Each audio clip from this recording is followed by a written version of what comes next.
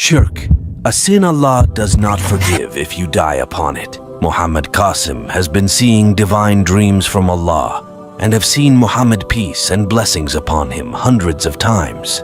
The main message that is emphasized to him over and over in those dreams is that Allah will never forgive shirk, and we Muslims should remove all forms of shirk from our lives or the help of Allah will not come.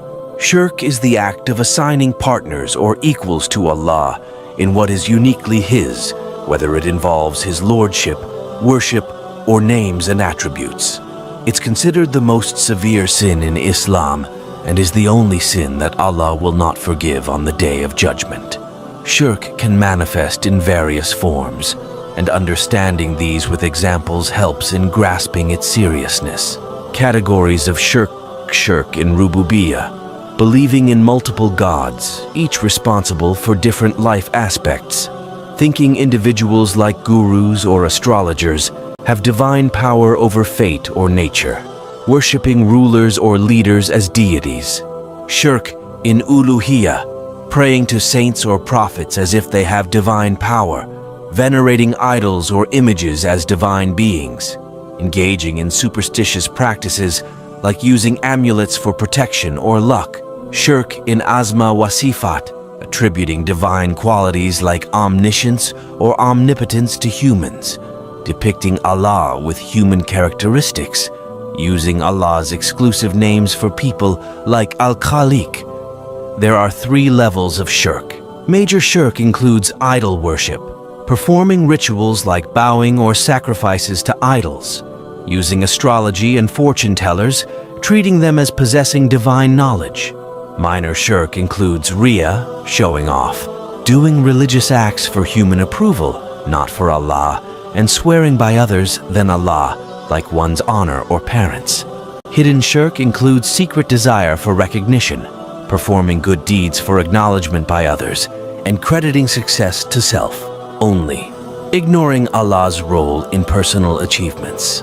Understanding and avoiding these shirk forms is essential in Islam to uphold Tawheed, the belief in God's oneness. Shirk is considered the gravest sin in Islam for several fundamental reasons.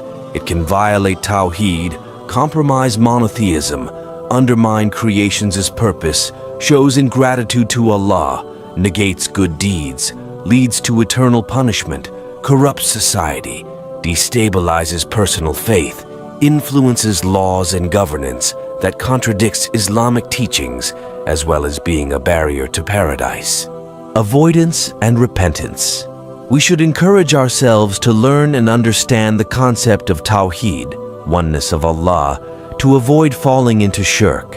Regular supplication for forgiveness and guidance is emphasized, as even unintentional or minor forms of shirk should be taken very seriously.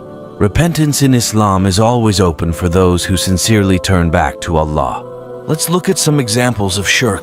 Worshipping idols, bowing to or venerating statues as gods, praying to saints and prophets, seeking help or intercession from deceased religious figures, using amulets and talismans, believing in their supernatural, protective, or lucky powers, seeking blessings at graves, praying to or venerating saints' graves, practicing superstition, believing in powers controlling events other than Allah, astrology and fortune-telling, relying on them for knowledge of the unseen, believing in omens, associating luck with certain creatures or objects, swearing by other than Allah, taking oaths by entities other than Allah, believing in divine equals, thinking others share Allah's divine attributes, attributing success to self, ignoring Allah's role in personal achievements, bowing to others, prostrating in a way that implies worship or reverence, belief in magic,